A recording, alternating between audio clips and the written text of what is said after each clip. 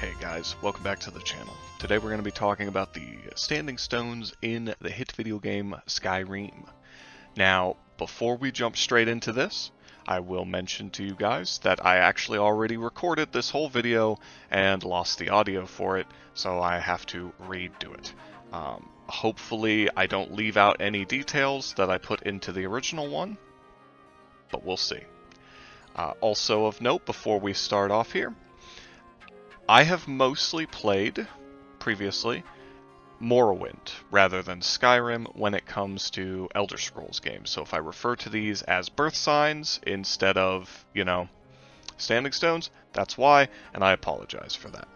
But, no further ado, let's get into this. We're going to be going in alphabetical order here, starting off with the Apprentice Stone.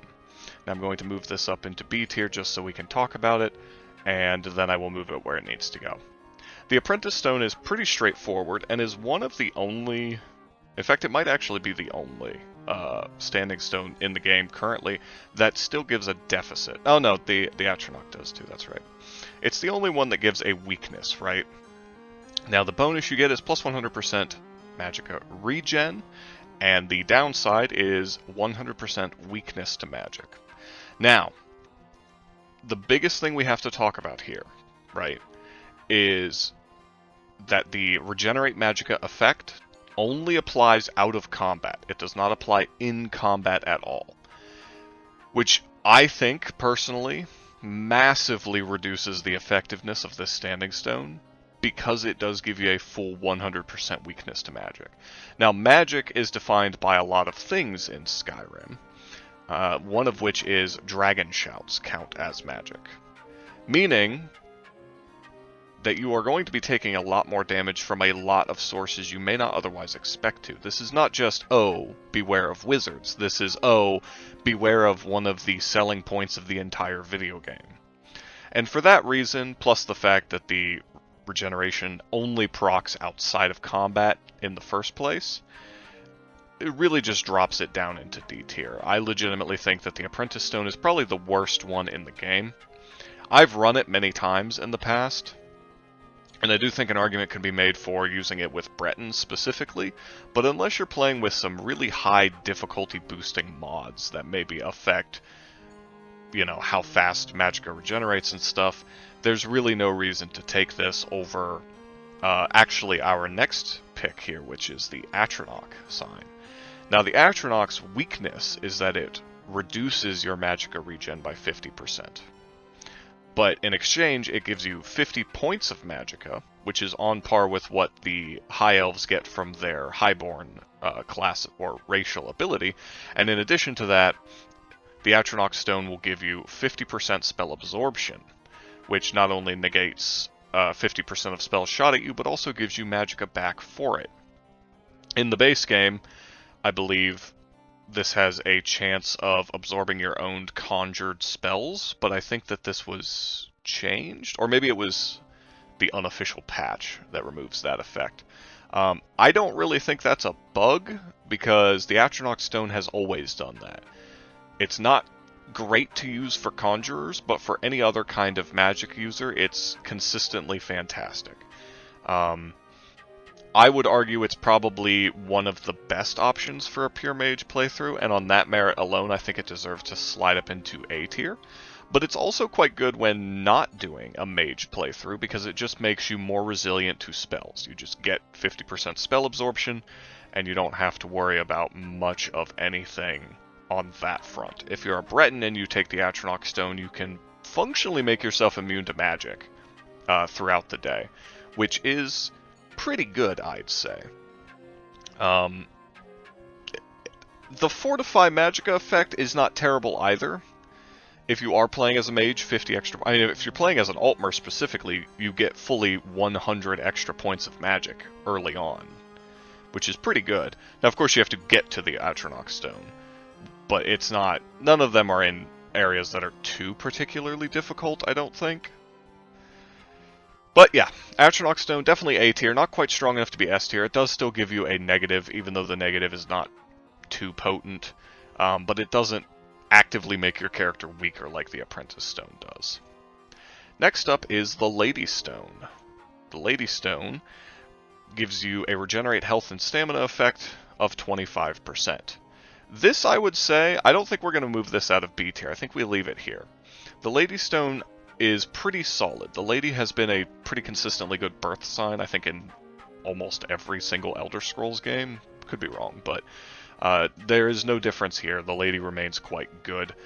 Early game, this can be helpful for basically any playstyle, and when you are playing in situations like in heavily modded content with higher difficulty, that little bit of extra health regen can be extremely helpful.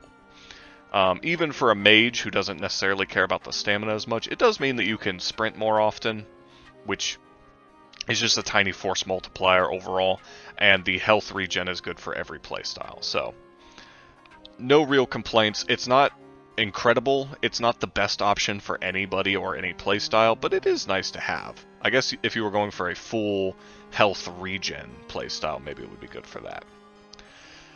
Next up is the Lord Stone. Now, the Lord Stone is one I feel like I don't see people talk about the Lord Stone very often, but I think it's quite good. 50 armor and plus 25% resist magic is really solid, and I'm going to say I put it up into A tier. It's not very flashy, it's not very exciting, but I think it deserves to be up in pretty high A tier, below the Atronach, but still not too far behind. 50 armor is really nice for mages who, you know, have to rely on the various like oak flesh, stone flesh, etc. spells to get armor.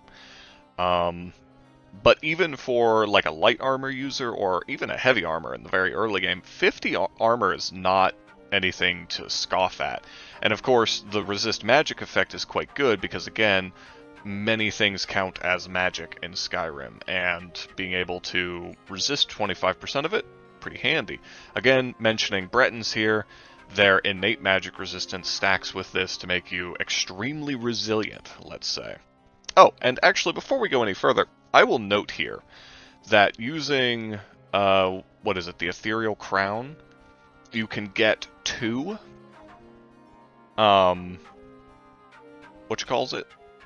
standing stones? I almost said birth signs.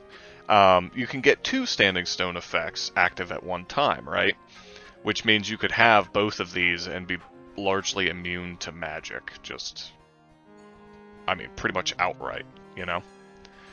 But I don't see the Lord Stone as being powerful enough to go any higher than A tier. It's not quite S tier for me.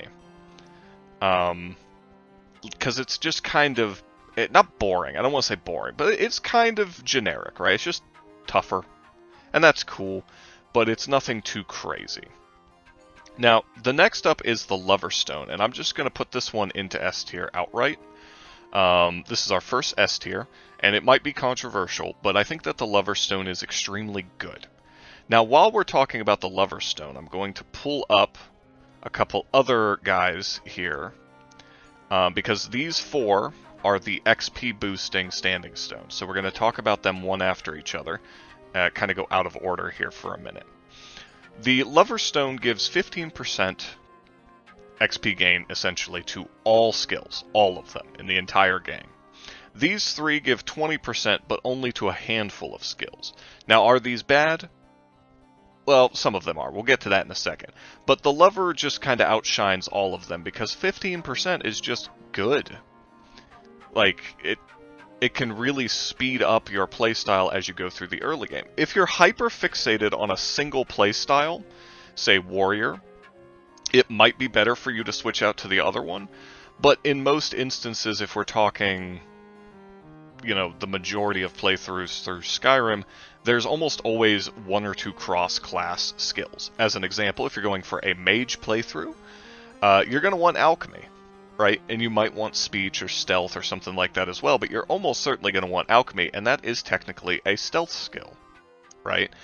If you're playing as a warrior, you might want to take enchanting, which is a mage skill. And there's a few other examples of that as well that we'll get into in a second here, but the main point is just that 15% is so helpful across the board. I can't really see it not being an S tier. Now, I will say, it's kind of low S tier. It's not very exciting, per se, but it's very consistent and very good. Next up, we're going to talk about these three. So we're going to start with the Mage. The Mage is 20% to magic skills. This is, I actually think, the best of these three. Mages are kind of weak in Skyrim, in some ways, right? And early game, to kind of compensate for that, the best thing you can do is advance as quickly as possible in your chosen skills. Not to mention, there are several skills for magic users that are really handy to have, like Restoration, but that often level very slowly. So getting a 20% boost to that can be very, very helpful. I'm going to put the Mage Stone in A tier for this reason. This can really help speed you along as a mage in a way that just doesn't really come up with the other two. And in that vein, talking about the Thief Stone, this one I think stays in B tier. Thief skills are not super hard to level or anything, but you will want to level them up quickly so that you can get sneak attacks going as consistently as possible. And the other thing that's of note here is I believe that the Thief Stone actually boosts the highest number of skills in the game, because they actually steal the archery skill from warriors, and this stone applies to it for whatever reason. I think it's very strange, but it is what it is, right? Clearly the stealth archer was baked into the game from the very beginning, and there's nothing we could have done to prevent it. But either way, Thief Stone is fine. I do think that there are better options for stealth characters to take, but not a ton, that are specific to their playstyle, right? So in that vein, Thief Stone, not bad to take in the early to mid game. Not awful. Mages, I think you could run the Mage Stone for most of the game and be happy. Thieves, you're going to want to switch off eventually, but it's not the worst thing ever. Now as for Warriors, this goes into C tier. Not only do they lose out on boosting archery, so they, I believe, have the lowest amount of boosted skills with this Standing Stone, but in addition to that, it's not that hard to level most things for Warriors.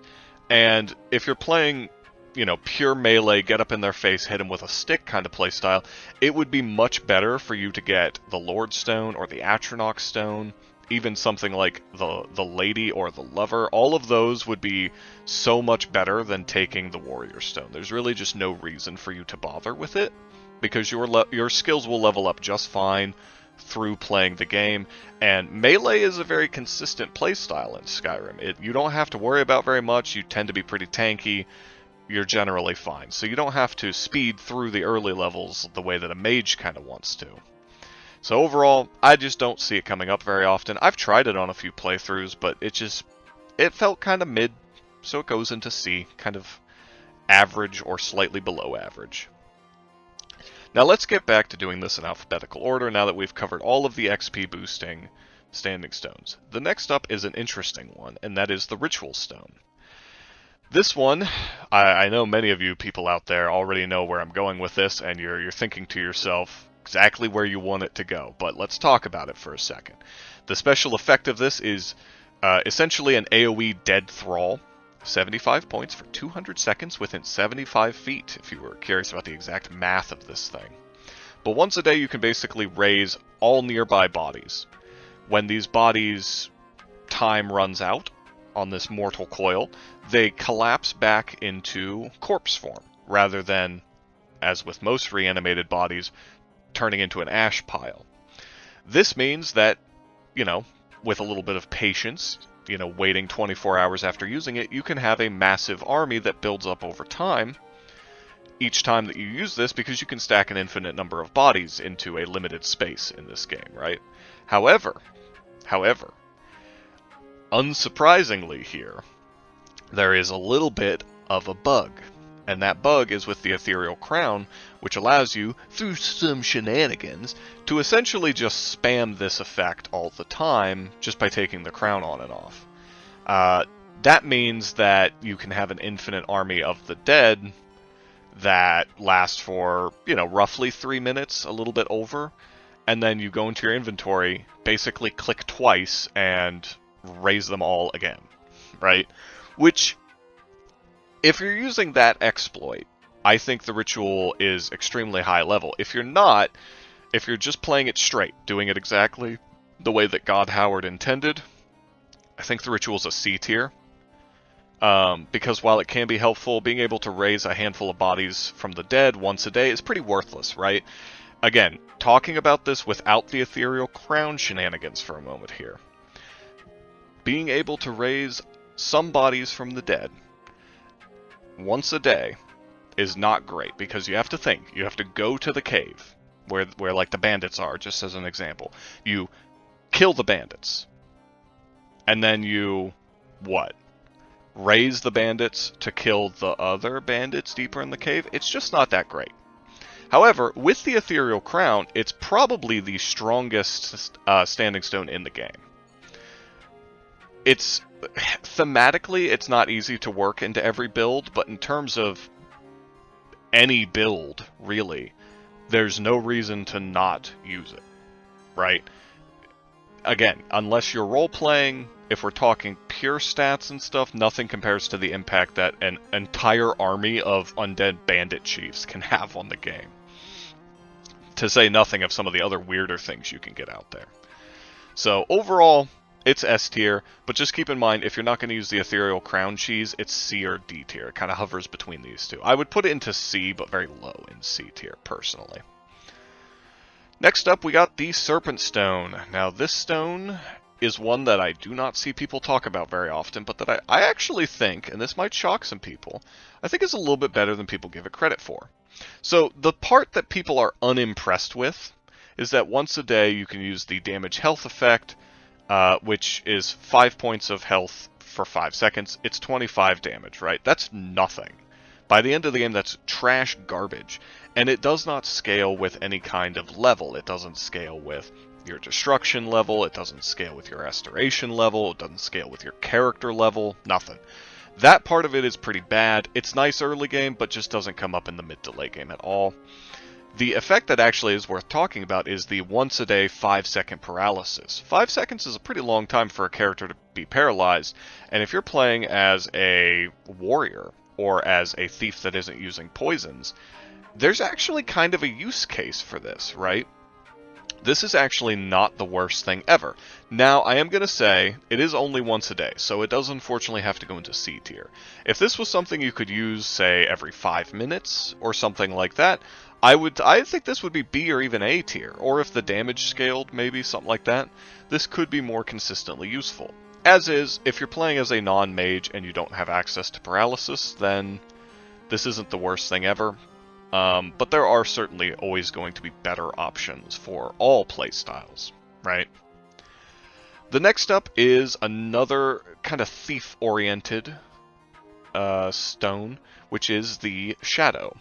This allows you to become invisible for 60 seconds once a day. Now, a full minute of invisibility is pretty strong, but there's not a whole lot you can do while invisible in Skyrim. So this is mostly just a activate, run away, and sneak kind of thing, which isn't terrible. Its functionality is severely reduced if you use shouts at all, because you can take the Become Ethereal shout and just use that instead of becoming invisible. So again, I don't really see this going above C tier. But I do want to note that it is a little bit better, I think, than a lot of people might believe at first glance, because being able to turn invisible can be helpful sometimes. It's also kind of cool thematically, but I do feel like if I were reworking any of these, and I haven't really done this for any of the others, but I'll just say, if I were going to make a Standing Stone mod for the Shadowstone specifically, I would make its duration only about 15 seconds, but I would make it full-on become ethereal. That way you can avoid damage. You meld into the shadows fully, and for 10-15 seconds, you are just untouchable. You can't hurt anyone else either, but you can get away from stuff, which I think fits in with the whole motif of it. We're down to our final two. The next one up is the Steed Stone. This one is, I think, pretty good, actually. I think it will stay in B tier. And in fact, I'm going to move it right here, because I think it's more useful than the Thief Stone. So this one makes it so that any armor you're wearing is weightless and has no speed penalty. That's kind of nice for a heavy armor boy. If you don't have any particular preferences up here, Steedstone, not too terrible. It also fortifies your carry weight by 100 in the base game, which that's kind of nice. Even for a mage, you know, that's kind of helpful to have increased carry weight. Potions can get around this, of course, but if you don't want to carry around a bunch of fortify weight potions, then here you are.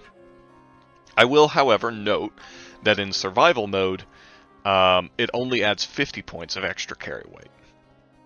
So if you're playing in survival mode, just know that this will have a slightly lower effect. But carry weight is a little bit more valuable in that mode, so it kind of balances out in my opinion. But the Steedstone, overall, not too terrible, not very interesting. But it isn't terrible. Much like the other ones in B tier, it's unlikely to be the main thing you focus on. It's unlikely to be the primary stone that you kind of build around or think about as part of your build, right? But it might end up being a stone that you take for a little while just because it's nice to have. It's kind of helpful, right? Same with the Lady, and same with the Thief Stone. The final stone in the list is the Tower. Now, the Tower Stone is, I'm not going to lie to you, going into the doo-doo tier. The special effect of the Tower Stone is that you can unlock any lock up to expert difficulty, meaning master level locks are just beyond you, too big brain for the constellation to figure out. Why is this one in D tier? Because that's kind of helpful, right? Well, the issue is that in Skyrim, lockpicking is crazy easy, is how I would describe it. And lockpicks basically fall out of the sky alongside the rain and snow. Meaning, you're always going to have plenty of lockpicks, and you're never going to struggle that much on most locks. Now, in modded difficulties, absolutely.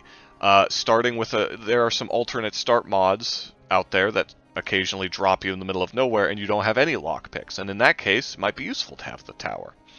But because you don't get to choose a birth sign in this game, you would have to seek out the tower, right? And you'd have to get there, which is in Winterhold. You'd have to get there, get the stone, and then go back to any chest you might have found along the way. So even in that kind of situation, I just don't see it as being that useful.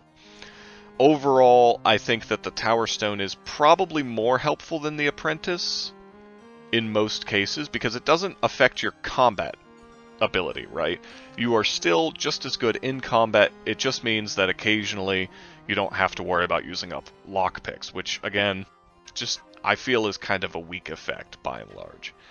But it doesn't actively make your character worse in the way that the Apprentice does. So overall, I'm pretty happy with the placements of all of these. I think that they are roughly in order from left to right of which one is the strongest versus the weakest in the tier, but the gaps between the tiers are all pretty minor. All of the C tiers are pretty close to the B tiers, and the B tiers are pretty close to the A tiers, and the A tiers are pretty close to the Lover's Stone, not quite so close to the Ritual, but that is, of course, a bit of an exploit, so it's not really working as intended, but overall, that is this tier list. I hope you guys enjoyed this. If any of you are new to Skyrim or just curious, I hope that this was either helpful or fun to watch. We will be doing a couple more Skyrim tier lists, and very soon, don't know if I said it because I think it was in the lost audio recording, but very soon I am going to be starting a Skyrim playthrough alongside the one that Chandler has been posting. So tune in for that. It's probably going to be high difficulty, and I'm probably going to die a lot because I haven't played Skyrim in years, and I'm not going to practice. I'm only going to test run the mods and stuff. I'm just going to drop myself into a nightmare mod pack that I find and get the shit kicked out of me, probably for about 30 minutes at a time for your guys' enjoyment. So keep your eyes peeled for that one. Again, thanks for watching. Don't forget, like, comment, subscribe, all that good YouTube stuff. Become a member of the channel. You know, we're gonna have some emojis and stuff for people, or emotes, I guess is what they're called, as the kids say these days. We're gonna have some of those here pretty soon. And, you know, until the next one, thanks for watching, and peace.